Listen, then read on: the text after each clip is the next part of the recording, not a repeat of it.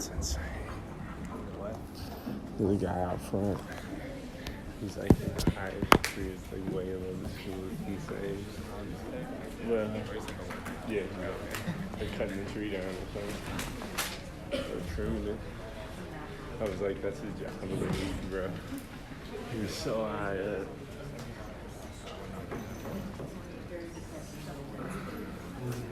I was like, going to classes. Security's a beast, man. A lot of stuff. I've probably been the class that had trouble understanding this year. Yeah, I agree. Like, It's just like terminology. yeah, you have to know definitions. Yeah. And then it just piles up.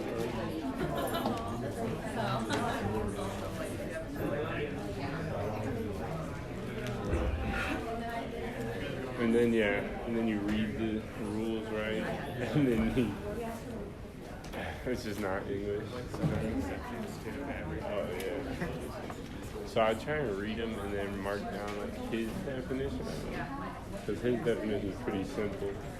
I take like 5 words from the. Okay, so we have been working our way through lawyers' obligations to third parties and looking at all of the things outside of the attorney-client relationship that impact our responsibilities, particularly as officers of the court. We've done candor, we've done not filing frivolous motions, and we started looking at truthfulness in statements to others and the general catch-all misconduct. But we looked at a number of cases. We looked on page 489, Flight from Sudan, and there the exercise was simply to go through and look at what corroboration would mean and should we believe our own client. And we ultimately determined that we should believe our own client. We saw a number of questions on page 491. Should we tell Baragabi about our conversation in order to file that affidavit? And we said yes, of course. Communication is very important with the client, and that's the only way we can ascertain the scope of representation. Should we file the affidavit? We said not yet.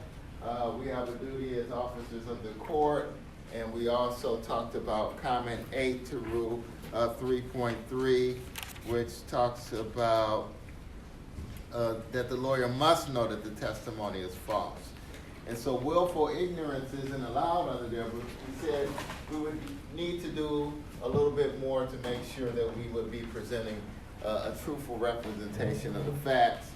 Then we said did we violate the rule by contacting other people in order to find out about our client, like El Parra and other witnesses that could corroborate his status as a political editor for this paper. We said no.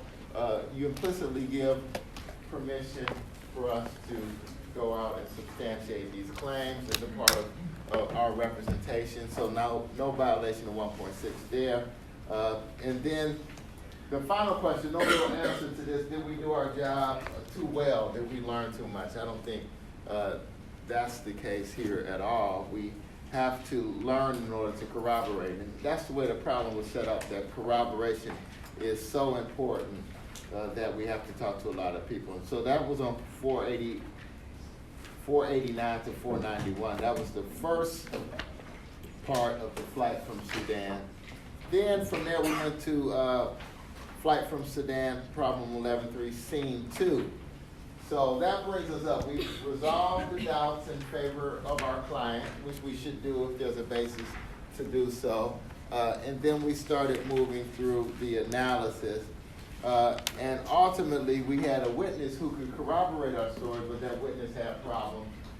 Provisional recommendation for asylum had been withdrawn by the government. That does not come up in the government's questioning. You see that on page 496. And then the question is, should we reveal that to the court? And in the real case, the students did not. The government tries to come back around and get it dismissed. The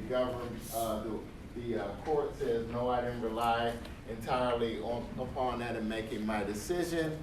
And really we said, and this is on the top of page 497, this testimony that was offered is true in every respect. The government did not ask the question that it was supposed to, so it's not a misrepresentation on our part at all. Did the immigration officials make a decision based upon the records you submitted?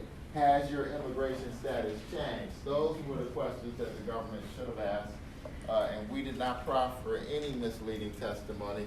So there's no duty to remedy anything because it was not false testimony.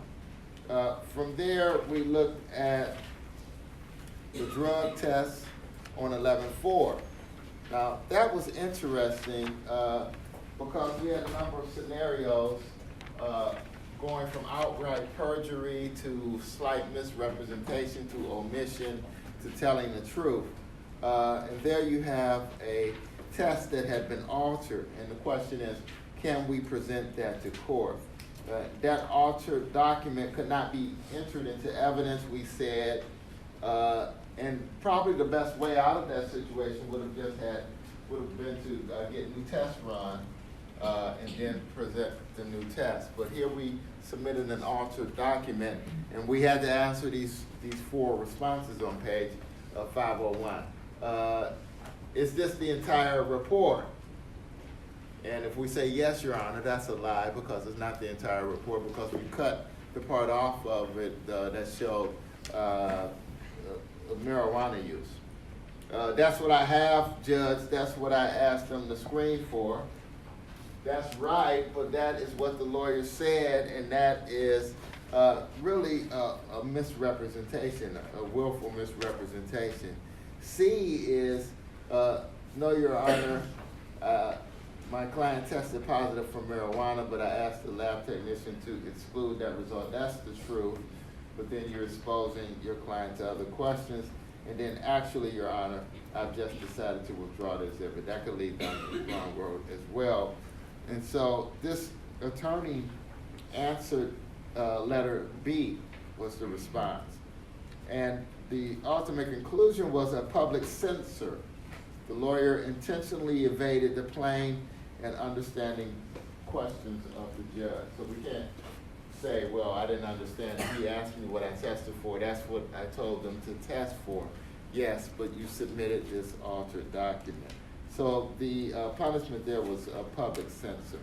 Violation of a number of rules, including 3.3, of course, and the catch-all misconduct. And so that's what brings us up to where we are now. But I want to sort of get, as we start off the rest of this chapter, the first thing we have to look at is 3.4. And so you have sort of an excerpt of it on page 506. But what is 3.4 and then how it works? And then this is sort of a review too. I mentioned these cases sort of in passing in our last class. We're going to sort of talk about each of these cases and about the lawyer's duty to disclose materials that you may have received from the client.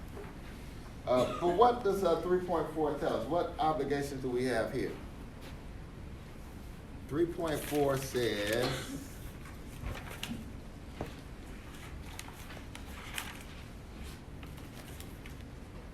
so notice this is another sort of obligation that we have outside of the attorney-client relationship. This is fairness to opposing party and counsel.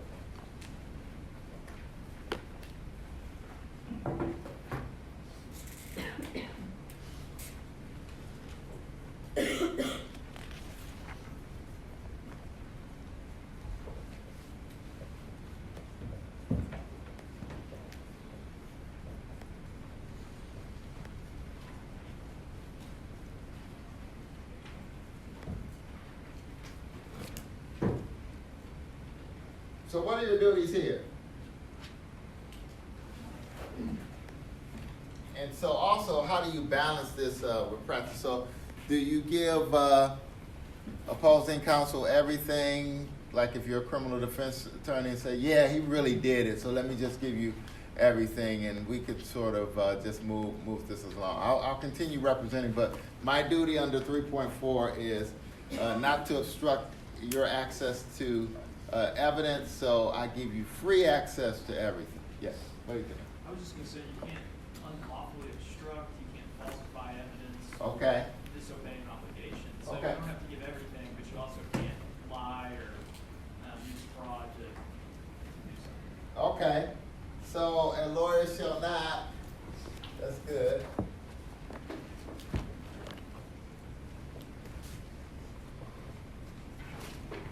And this first thing is, letter A.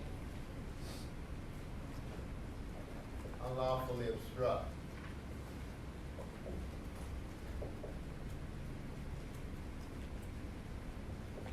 So that's going to be interesting. We're going to see some cases from across the country in these excerpts, starting on page 508, that sort of impose different duties upon the attorney. And then that's going to help us set up this the church problem that we have to do. So a lawyer shall not unlawfully obstruct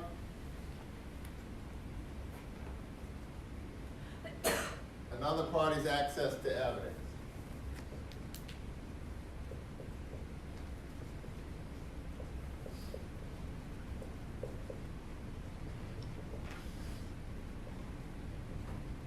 So these problems are going to help us figure out what that means. And it goes on. Or unlawfully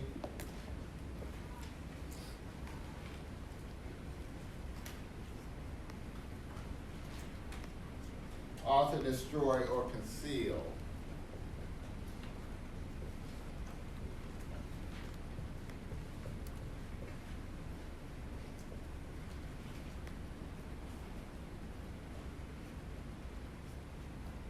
In a document and any other material, goes on and on. So we cannot unlawfully obstruct. Letter B, cannot falsify evidence.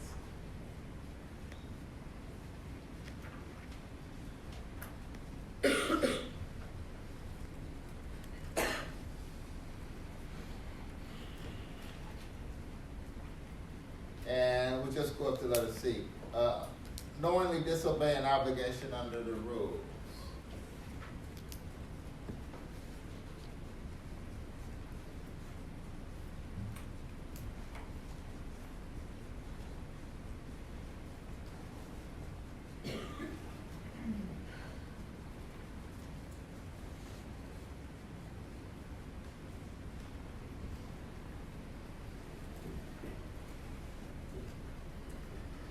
So, and notice this is a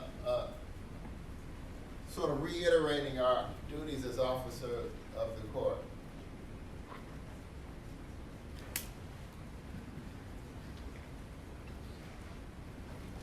So there may come times in the representation where this outside obligation, we talked about this in the beginning of class, actually conflicts with our duties to the client. And so we have to make sure that we balance that. So we have, starting on page 508, these different cases. That must a lawyer turn over physical evidence after inspection and testing? Because notice what turning over the evidence does. It exposes your client to liability. So how do you handle this?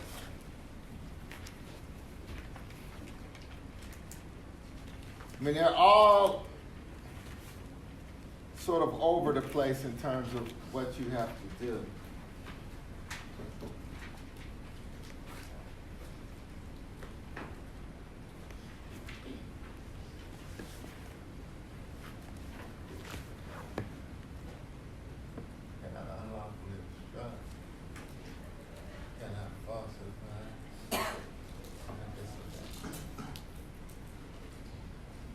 So, for example, the Allwell case, what are they saying there?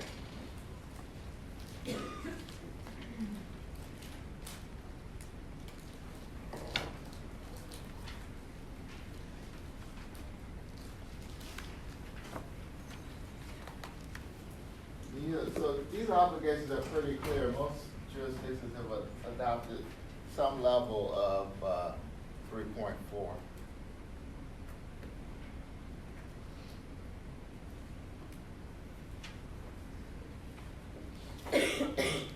So Allwell says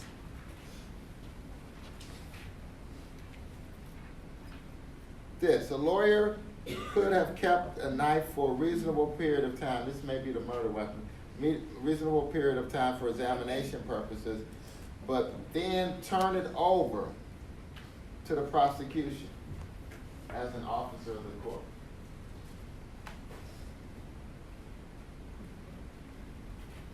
So we have one, turn over this evidence. Now, what about that? Is that a violation of the Fifth and Sixth Amendments to use confidential evidence against your own client? How do you balance that? That's sort of a discussion on page 509. That's an argument that there's a picture of him, Professor Sisk is making about this obligation conflicting with the Fifth and Sixth Amendment right of counsel. What do you do there? How do you resolve that?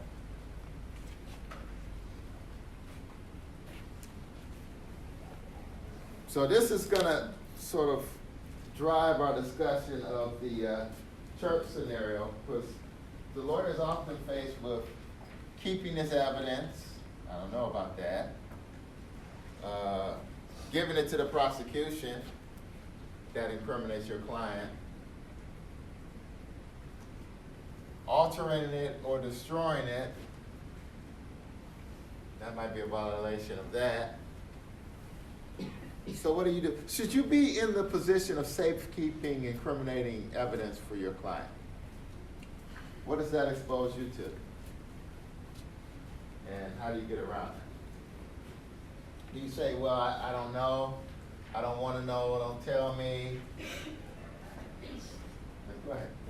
Yeah, safekeeping incriminating evidence, you run the risk of obstruction of justice. So, that little thing, right? well, with the knife, like, it's reasonable that that knife is going to be searched for in an investigation. So you have a duty to turn it over on your own initiative. And I guess the balance with that is your possession of it keeps the law enforcement agency from finding it. Mm-hmm. And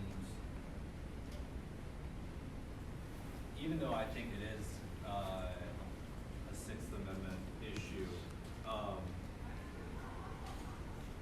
they say, like, yes, the prosecution's going to be more against your client, but they have a duty as well when they present the knife in court.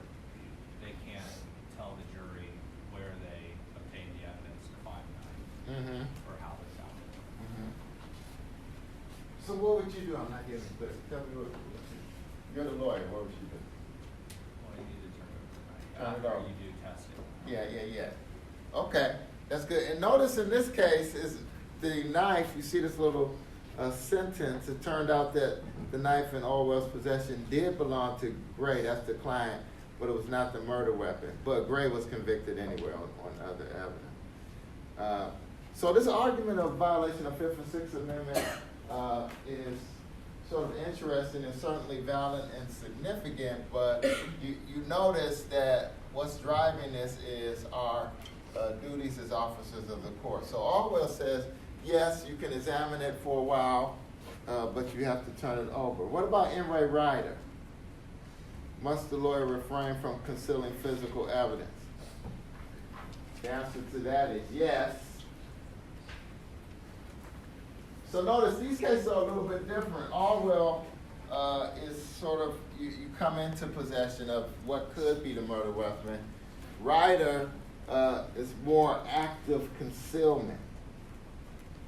And notice here, so how do you balance this? Notice here, the lawyer thinks that he or she is doing the right thing. We don't want the client to destroy this evidence, so I'll just keep it.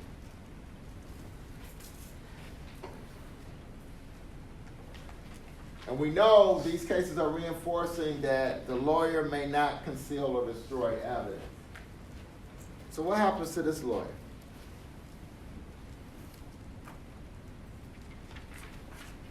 So can you make this argument? I concealed this evidence. This really is an obstruction of justice.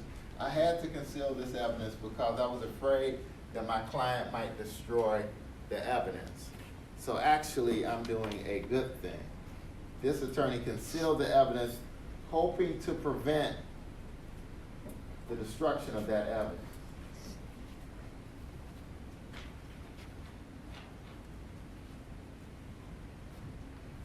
So Ryder here gets his client to authorize access to a safe deposit box. He gets in, transfers the bank robbery money and gun from his client Cook's safe deposit box into his own, and says, I want to prevent my client from possibly destroying this evidence. What happens to that lawyer? You know, the investigators are going to get a search warrant, so the Polk police officers get a search warrant. They search the lawyer's safe deposit box. That doesn't happen every day. You have sort of the breaking of the attorney-client privilege. You're going into an attorney's safe deposit box, and they found the evidence in the lawyer's box. So what happens to that lawyer? Yeah. He gets barred from practicing in front of the federal court because in their reporting they said that his purpose would be relevant to the reason for moving the money to his own safe deposit box would be relevant, that he knew or should have known that it was against the law for him to do this. And it was obstruction of justice to withhold the information. Okay. So notice this is a 510. So this is unethical conduct. He is barred from practicing in front of the federal court because of his unethical conduct. And notice and it seems like this is a really good motivation. I was trying to avoid destruction of evidence, but the court says that is irrelevant. You had this duty not to conceal evidence. That's irrelevant, and you're basically an accessory after the fact. So he knew the law against concealing a stolen property and the law forbidding receipt and possession of this type of evidence. There are no exemptions for the lawyer who takes possession, so his good intentions were irrelevant. So that's another instance of do not conceal. Turn it over. People versus Meredith. So these are factually distinct. So the first case that we did was interesting. We have the lawyer having possession of what the defendant did. That's Orwell. In Ryder, we have the lawyer concealing what the client's given him. Here, we have an agent of the lawyer going out, an investigator going out and doing something. What happens in this case, People versus Meredith?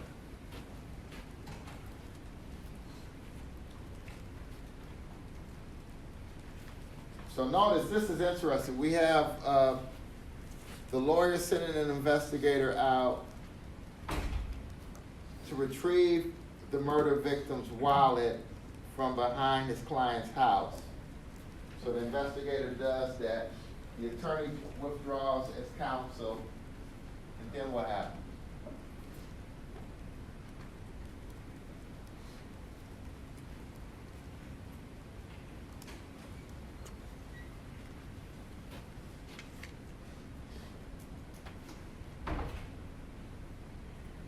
What about this abrogation of the attorney-client privilege? Explain that. How does that work?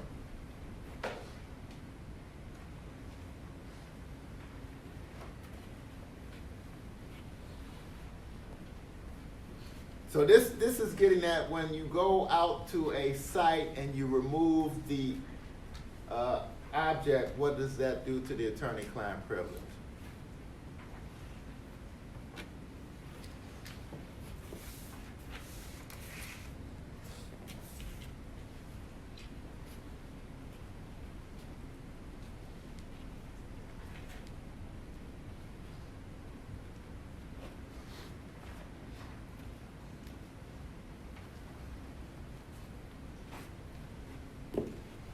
So, go ahead, yes. So if you don't remove the object, Yeah. then it's protected. Uh-huh. As soon as you do, some of those attorney-client privilege rights are waived. That's right, that's right. And so what happened here? What's the result? So the investigators that testifying that was employed by the guy's attorney. Yeah.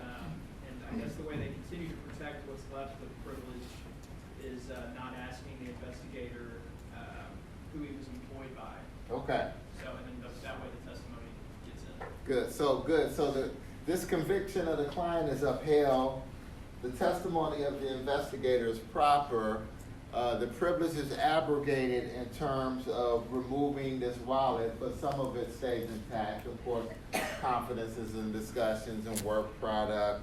And so we preserve what's left, as you point out, by not asking who employed the investigator. And that's the way to preserve that identity. Matt, go ahead. So, what I'm taking away from this is that if your client tells you about some physical evidence, as long as you don't take possession of it or remove it, then there's no obligation like to the tribunal. Yeah, Okay. because, and why is that? Because of 1.6, like. Yeah, tie that in, 1.6, that's good. You have confidences? Yeah. Like, And so that's really, and think, that's good. And so that underscores how broad 1.6 is. That's something that we learned, we could have learned it from third parties or whatever. That's a conversation that we had with our client. We know where it is, we don't touch it, that remains intact. And so there's no obligation to turn on our client and reveal something. We're not engaged in unlawfully obstructing anything. We're not falsifying anything, and we're not disobeying an obligation of the tribunal. We are representing our client by preserving that confidence. And I think each of these cases, we're gonna do the last one too, each of these cases sort of illustrate that once you get involved more and more, you risk the bad consequences of being exposed, of course, to the rules of professional responsibility. Criminal conduct, you see someone was accessory after the fact, and totally obliterating the confidences that we have built into the rules, so that's important. Morale, so we know that a lawyer may not conceal or destroy evidence. Does the duty not to conceal physical evidence apply to documents?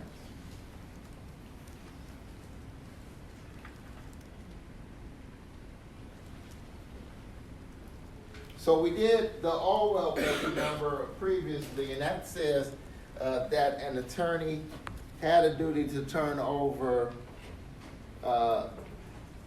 whatever he had to the prosecutor, even without having been asked for it.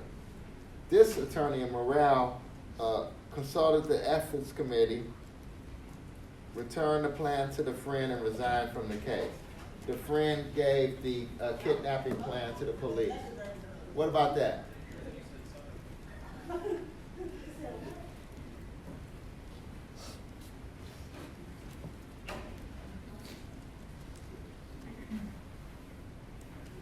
And this kidnap plan is not privileged, is it?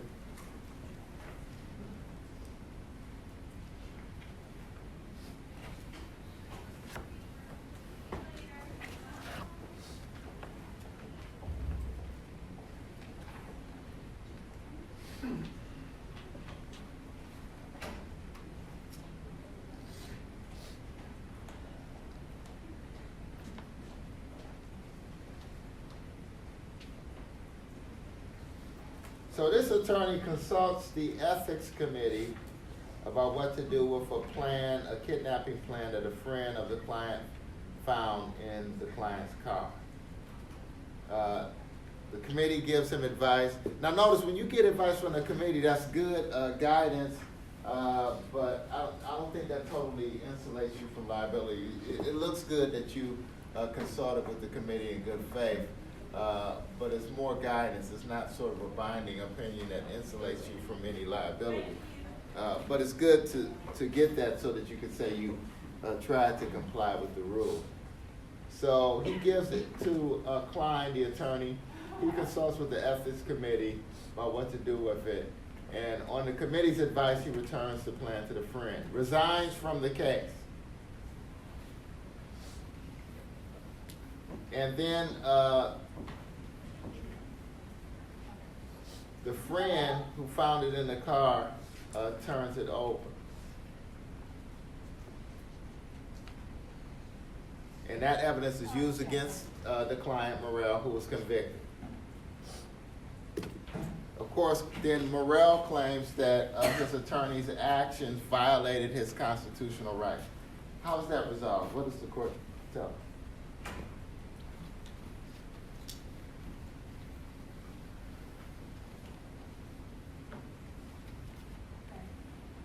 So notice this goes even further. The court sort of looks at what happened in Orwell and says that this attorney had a duty to turn over the plan even without being asked for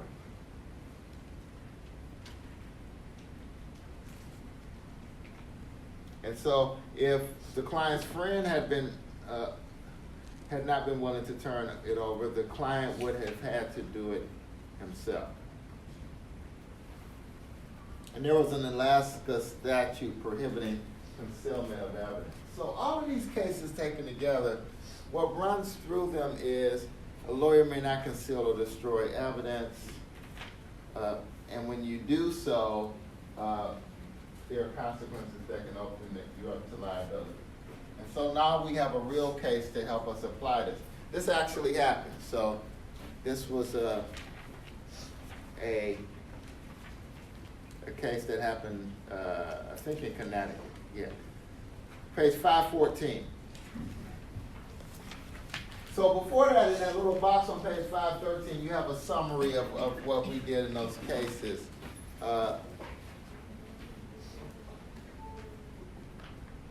So how cases involving lawyers' concealment of physical evidence may arise.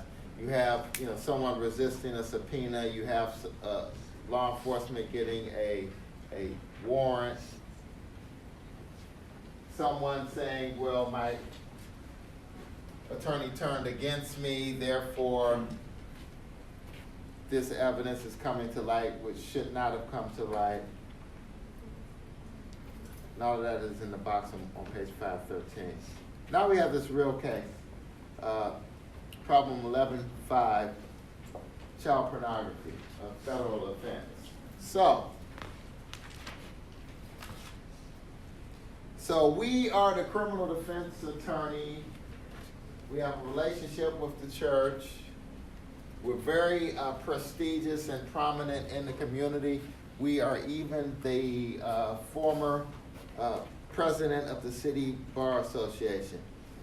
For years and years and years, we have represented this church, one of the most respected churches in the town, and it is a church where a former president once worshiped. We belong to the church, and our entire family is active in the church. Howard Gardner is the church's choir director, renowned director, has given great publicity to the church, traveled to Europe, even cut a few albums, so this is major. But one day he gives his computer to another worker, Art Hefferline, to use, and Mr. Hefferline discovers child pornography on his computer. Mr. Hefferline informs the rector, and the rector calls us. We are the attorney for the church. So possession of child pornography is a federal crime. So our stomach is churning. None of this is known to the public yet. None of this is known to the public yet. And so we're together in office. We confront him, and he promptly admitted that he owned the computer and resigned. The rector hands the computer to us. Notice what the fact pattern says. There's been no publicity about this incident. The church really wants to keep it that way. No charges have been filed yet against Gardner. And we realize that if these pictures ever get out, or if this news ever gets out, it's going to be devastating to the church. The church may never recover from this type of publicity. What will we do? What will we do? And so, we have a number of different options that we should consider. Now, what's driving this, and this could happen in real life, nobody knows yet. Nobody knows yet. And so what we have to do is figure out what we do moving forward.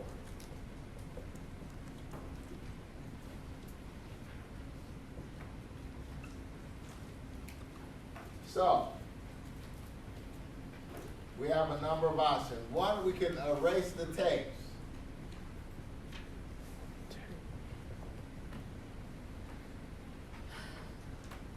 We could smash the hard drive.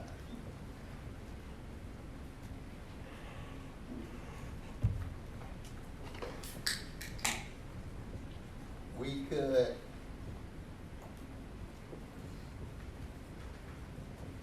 keep the computer in our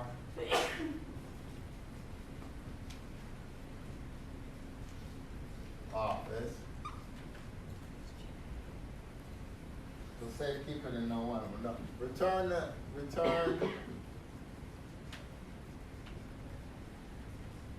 computer to Gardner.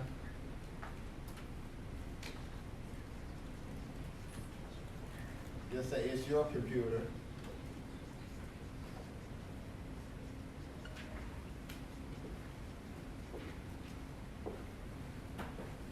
Deliver it to the FBI.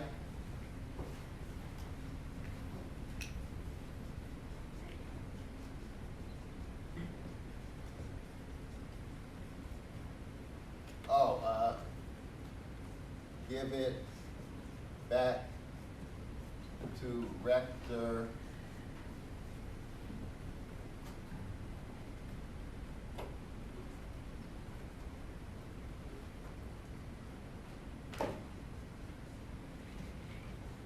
tell him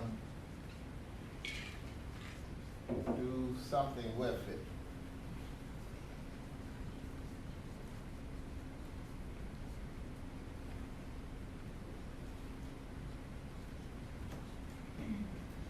I don't want to know.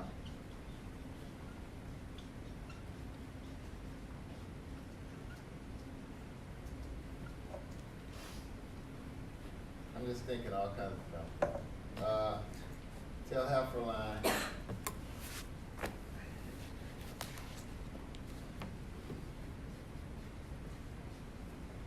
take it to a pawn shop and get a ticket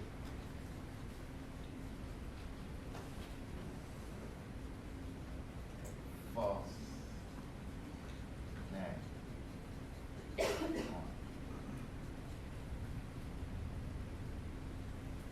I meant an exchange ticket when you take it in and you get the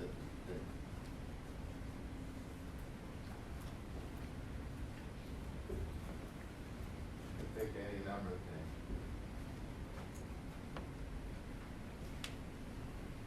So all these are kind of keeping the computer or doing something with it. Oh yeah, I forgot another one.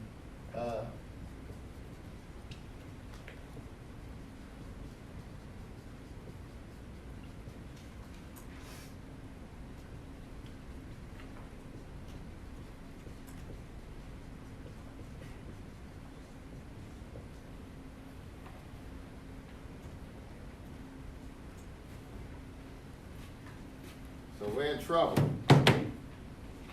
What do we do? And I just put 2 or 3 more up there just to show you that it could just keep going on and on. So.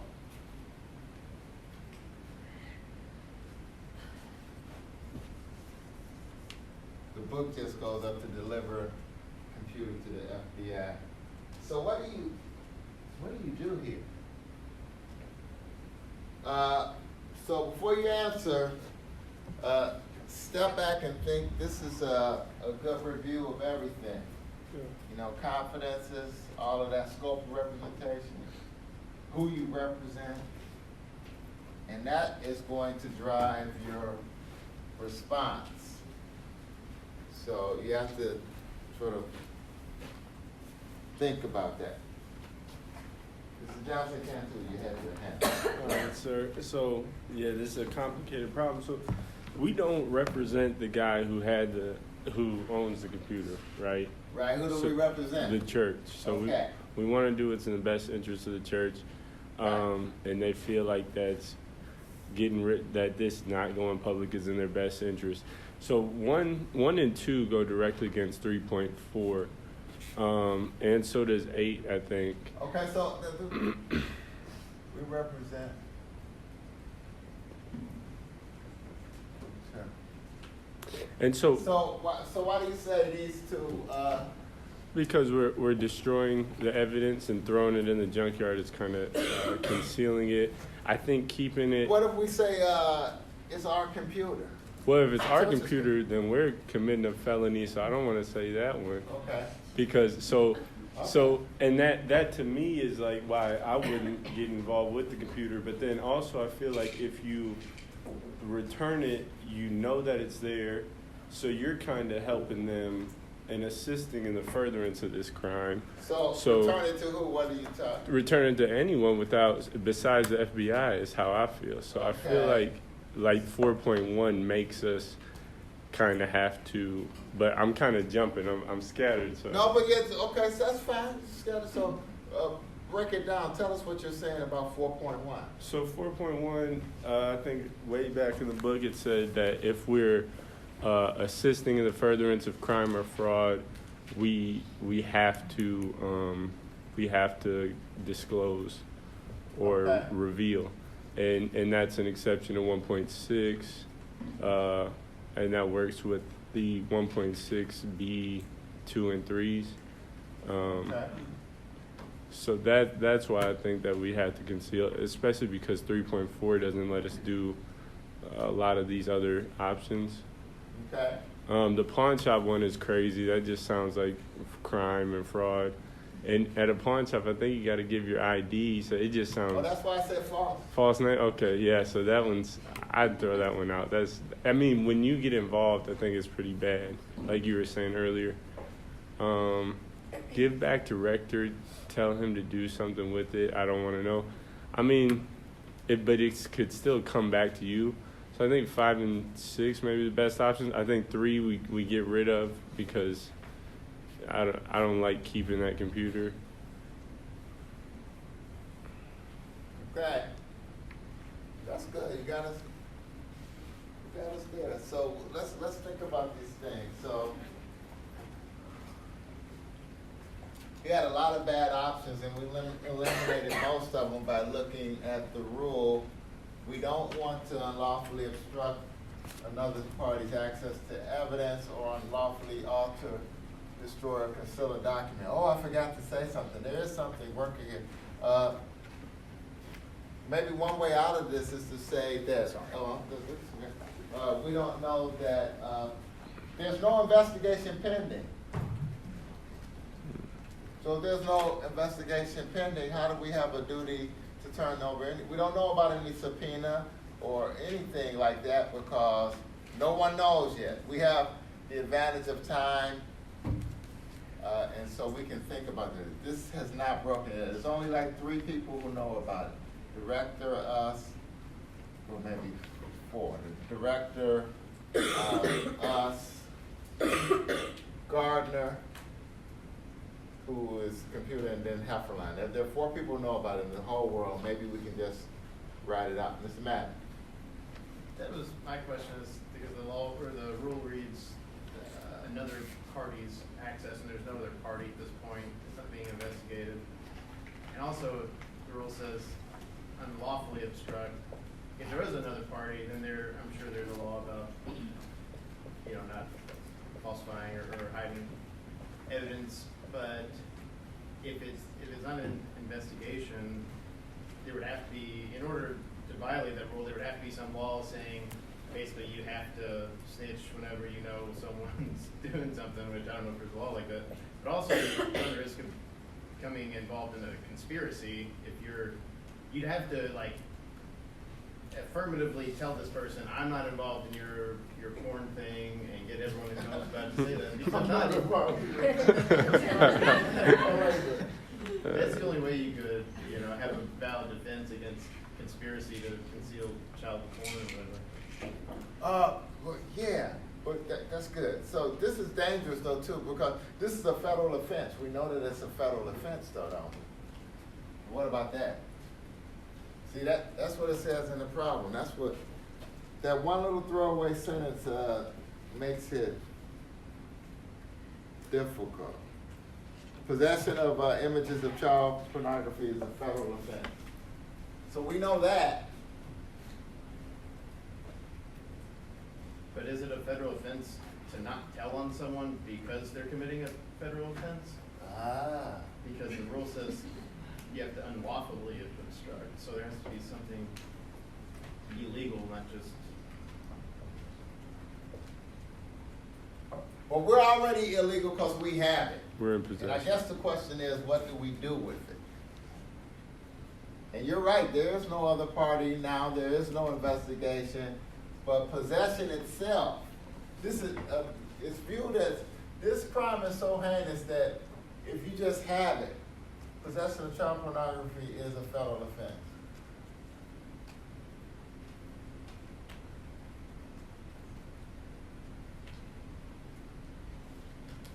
So then the question is, I guess, is not telling or concealing, is that a crime? Because we know that it is a federal offense.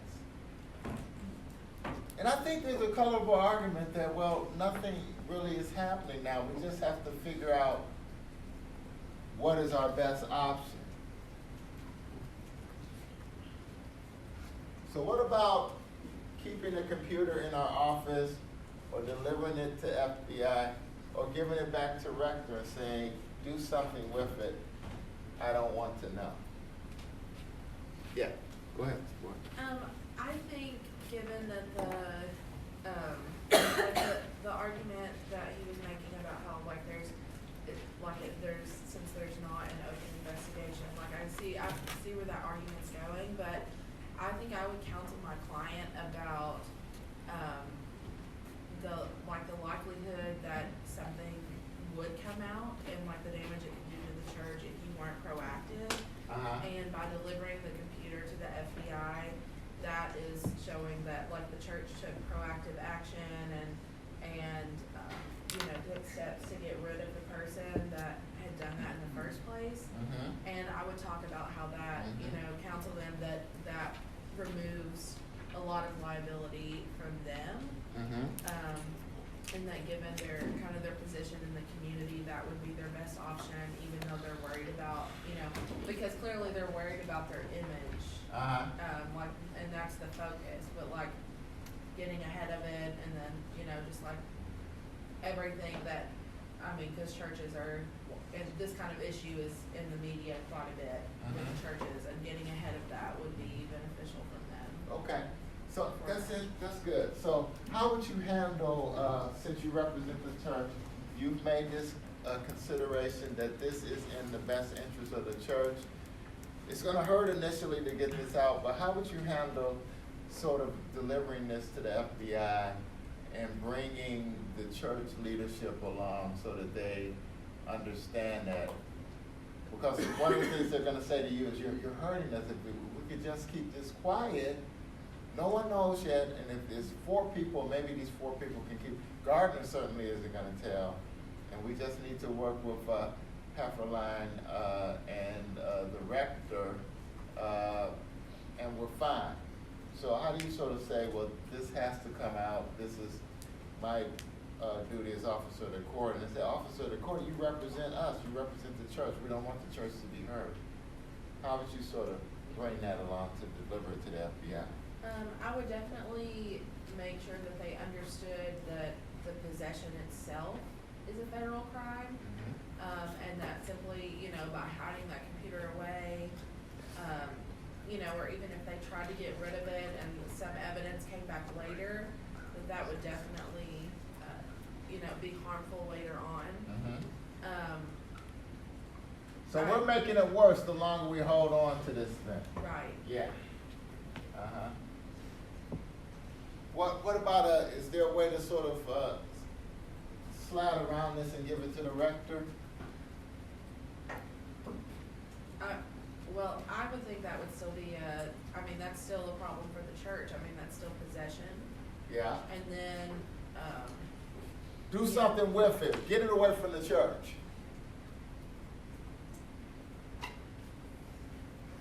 Take it to your cousin's house in Akron and then put it in the basement, then come back. I don't think that's a good option at all. Because that's more like obstruction too. Can't conceal. So, and we don't want to keep it in our office because that exposes us to liability.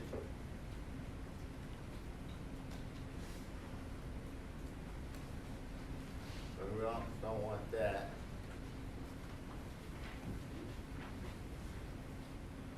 That may be the best approach. And we just have to bring along the church. Now, what do you think happened? Now, this attorney is extraordinarily prominent, and this church is prominent. This is former President George Bush's, his father's church in Connecticut years ago, and so, and this is a major attorney during that time. So, what do you think he did? See, we're in class and we're talking. Go ahead. Didn't he destroy it and try to hide it? Yeah. How do you know about that? I don't know. I just feel like I remember it. Okay. Yeah. He did. So he now notice that's why I was pushing. Well, it's very quiet. Nobody knows, and this isn't going to come out, but it did. So he took the laptop and destroyed it, and so we've seen all these cases, duty to turn over incriminating real evidence. The attorney should not be the depository for incriminating evidence, criminal evidence. We shouldn't keep it. And so the real case, the attorney's name was Philip Russell. He took the laptop and destroyed it.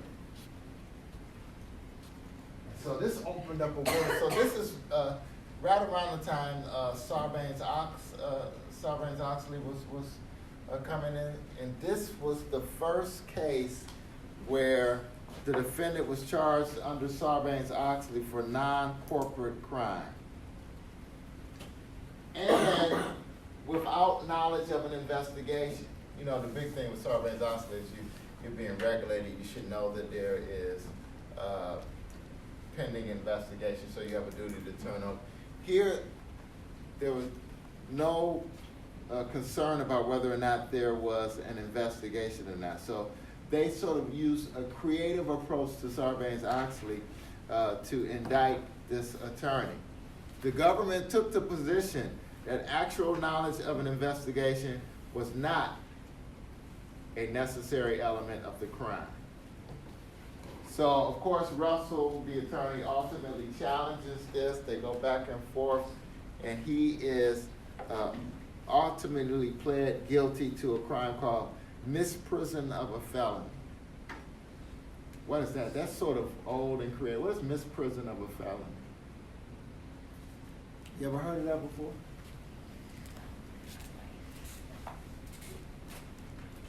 Anybody?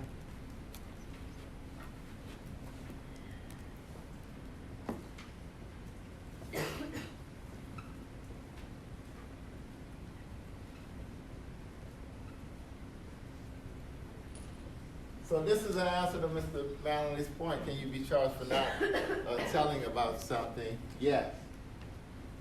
Since this attorney did not disclose, he's charged with misprision of a felony. So what do you think happened to him? What type of punishment? So he pleads guilty to misprision of a felony, 6 months home confinement, $25,000 fine, 240 hours of community service, and 6 months voluntary suspension of license. 6 months voluntary suspension of license. So, notice the argument that we were looking at, this notion that that we don't know if an investigation is coming or not, and that triggers the duty to disclose. The court rejected that argument.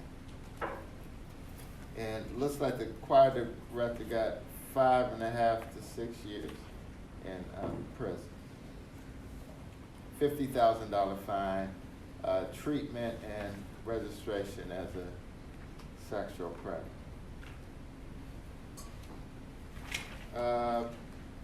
So notice this, on page 517, it says, the bottom line is that a lawyer should never assume that the documents that are or could be pertinent to a civil lawsuit may be concealed or destroyed, even if a suit has not yet been filed. So you still have, and this is why our problem was driven by our concern with obstruction of justice. You still have that. So whether an investigation is on the horizon or not,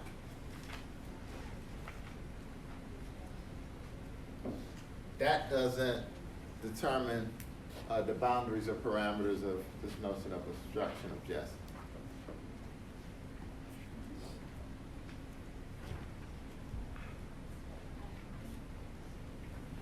So we have at the bottom of page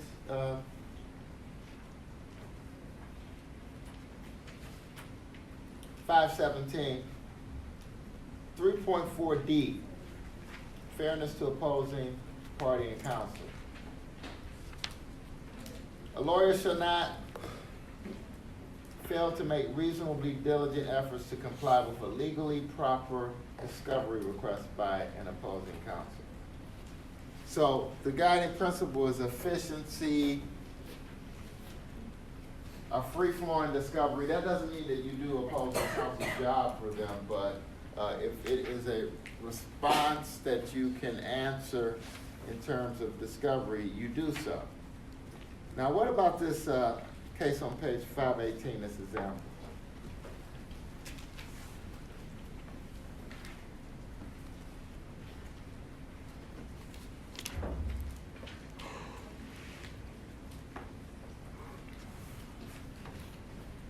So you have a car crash, an employee of Allied Contract loses control due to speed, and then there's some discussion about how the accident occurred.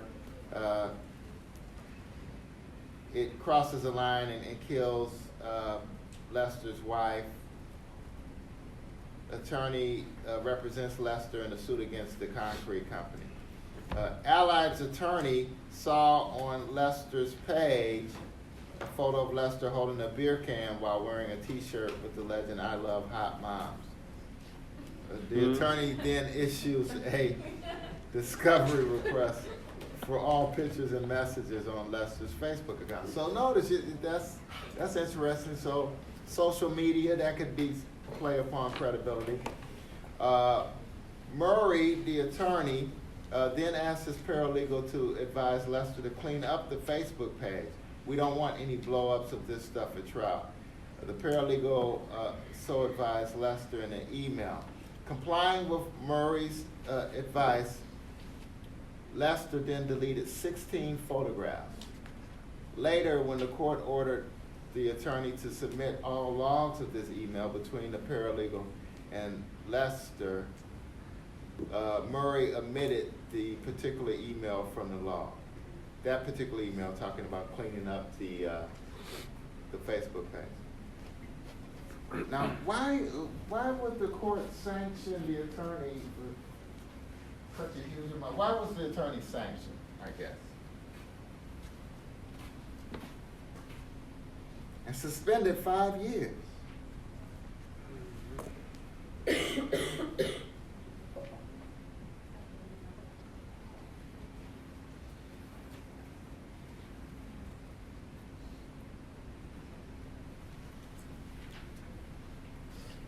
So deleting some images on the Facebook page leads the attorney to be sanctioned and suspended for 5 years. What's driving that? Why do you think that happened?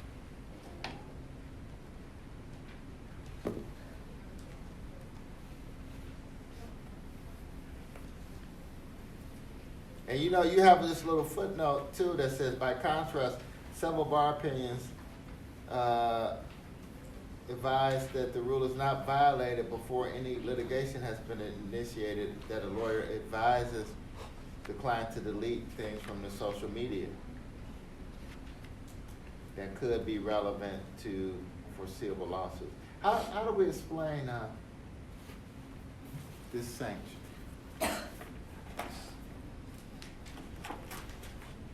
Or is there a way to explain?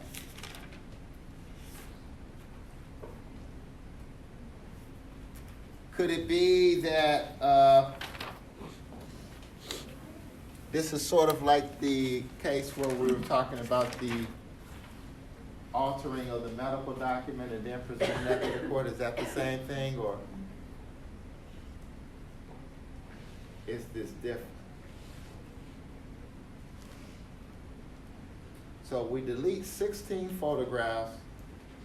The court orders the attorney to submit a log of emails between the paralegal and Lester. So this is the paralegal talking to the client, Lester. Murray omitted that particular email from the log. So I guess the court doesn't get the email that tells the client to clean up this Facebook page. What do you think drives this sanction? Yeah, go ahead. I think the fact that they basically just tried to cover up and they blatantly ignored a court order and tried to sneak around it. Okay, so you think that's the same as the case with the altered medical document that was presented? Yeah, it's fairly close. Yeah, go ahead. I think this makes it even worse because Yeah. they refused to comply with the discovery. They had already asked for the Facebook stuff, and then they deleted it, and then they also altered the email log and everything else on top of it. Okay, so that's even worse. Okay, that's good. Ms. Paul, then Ms. Harper. Well, I mean, you can object to a discovery request, so, I mean, if they really were that, worried about what was on there, they could have at least objected to it first and just see if that would work. Mhm. And then if not, I mean, you can't take that route regardless, but there was different steps they could have taken before deleting. Okay, that's it. So that brings me to, so when you say object, so you object, then they say we still want it. So you would not have deleted those photographs, you just would have objected, and then if the court says turn it over, what happens? You should turn it over. Okay, but you would just object and keep the photo. Yeah, I mean, if you, Yeah. just to save this whole sanction and all Yeah, that, yeah. that's just an easier step, and then if you lose that argument of objecting to a discovery request, then, I mean, you might as well turn it over, because. Yeah, and then it's not really the end of the world. You could sort of contextualize it. You could make it work for you, or you could just admit it up front and then take the sting out of anything that would be damaging to credibility. That's good. Ms. Harper? Kind of piggybacking on what she said, she kind of stole my point, but it makes no sense to me that they didn't object to the discovery request first, because based on, the content of the situation and what the opposing party was asking for, it didn't even seem relevant to the litigation that was about to happen. And 3.4D has that sort of reasonable factor in that, worst case scenario, and this is assuming that another path had been taken and that things weren't deleted, that they could have used 3.4D to defend themselves, saying that's what they're telling us to do is not, it's not within that realm that we must comply with. And so you made a point about relevancy.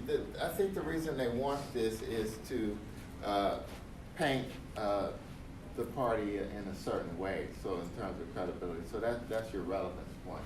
But you're saying in terms of good faith, what does 3.4 mean? I didn't say that again. I can't remember quite the wording of 3.4D.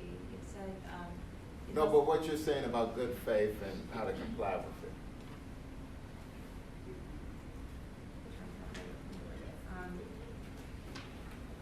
Basically, the sorts of efforts that the opposing party was asking for, like asking for all of this, like literally everything on this social media page, that is, to me at least, that's extremely unreasonable.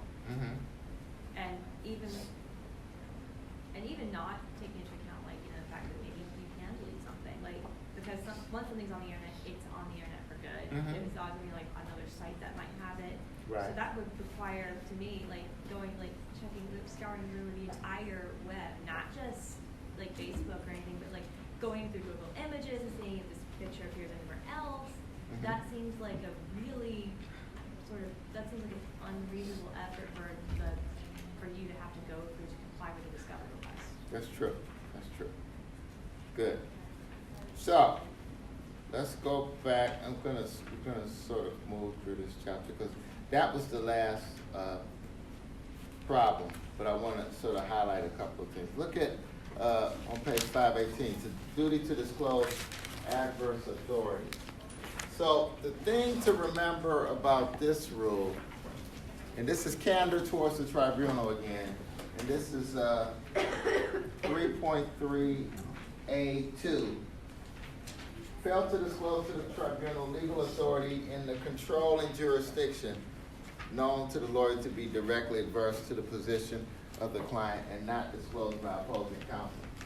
So you're litigating in the Sixth Circuit or Western District of Kentucky, and you notice that opposing counsel has not cited something from the Second Circuit that goes directly against you, damaging for your case. The only thing is that it is in the Second Circuit. Do you have a duty to disclose that decision to the court?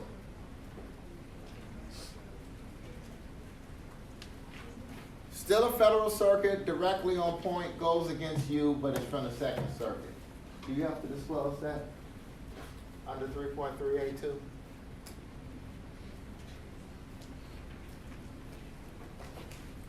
Oh, and the circuits are in flux. You know that this is going to go up to the Supreme Court at some point.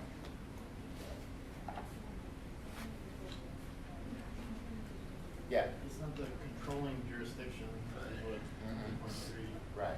says. That's good. So, not controlling jurisdiction. It might be something you want to distinguish or something, but you don't have an obligation. Now, if there's a Sixth Circuit case that was directly on point, goes against you, opposing counsel does not reveal it to the tribunal, you have a duty to do so. And that may seem like it hurts you, but that is because you are an officer of the court. Disclosures in ex parte proceedings you see on the top of page 520. That requires that in this one-sided proceeding, a lawyer who knows something materially that will enable the tribunal to make an informed decision has to disclose those, regardless of whether or not it is adverse or not. So again, that is your duty as an officer of the court to disclose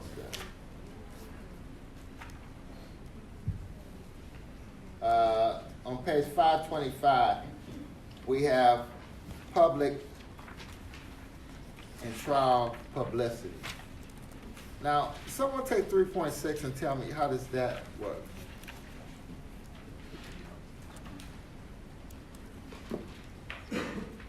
So you have a number of cases. There was a case that went up to the Supreme Court. You have a picture of the attorney Gentile, and in that case, the court said that these disciplinary rules were unconstitutionally vague. And there was a First Amendment component to it too, whether or not advertising is protected speech. And of course, advertising is a lower level speech. It's not like political speech. So we're less concerned when the state is regulating the content of those messages because they're not the high level speech, they're commercial speech. And there's a hierarchy of speech under the First Amendment. But anyway, if you have to tell me what does 3.6 say, what is it saying? How does it work?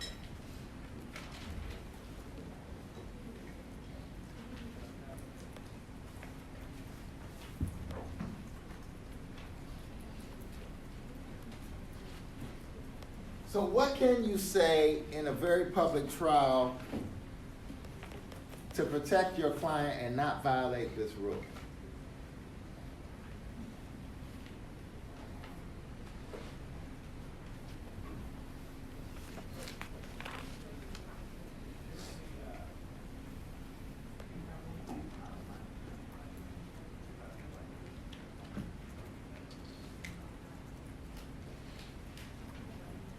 So all of this comes out of an attorney you see on page 524 and 525 commenting on a case in order to protect his client. And there was some language in the rule that talked about elaboration of the charges or the general nature of the charges. Those were too vague to convey clear information about what was prohibited. The court 5-4 concludes that that rule was unconstitutional. So in response, the ABA amends the model rules.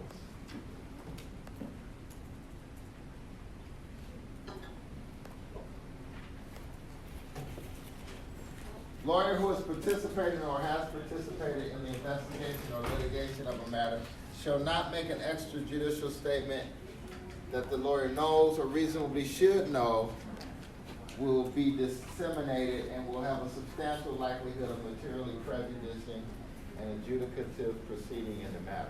That's long, but what does that mean? So what can you say in representing your clients?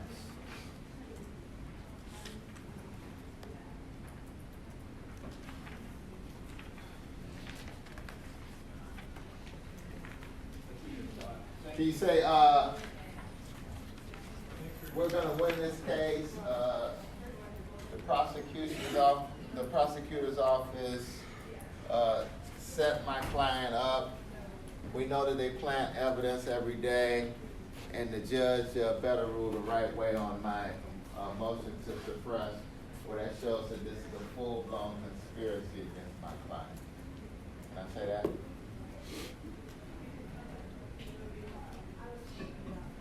Can I say that?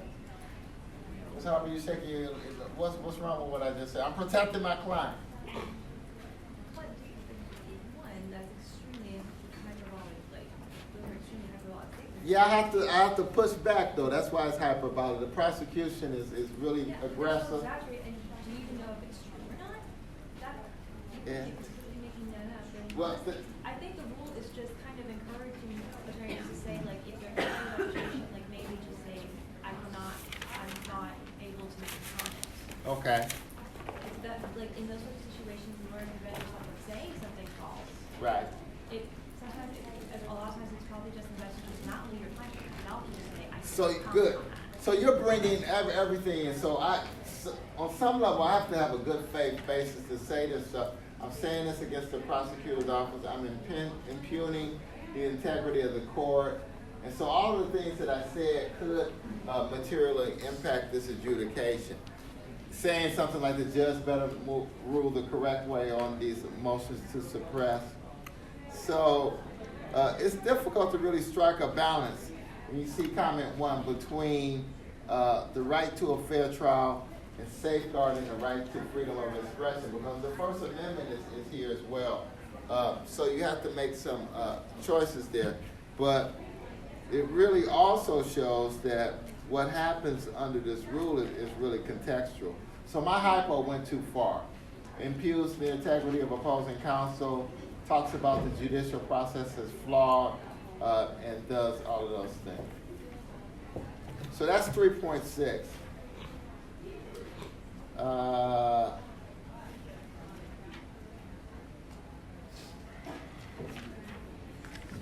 What about this last on page 530, 531?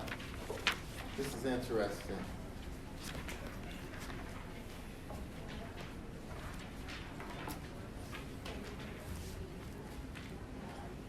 So this is,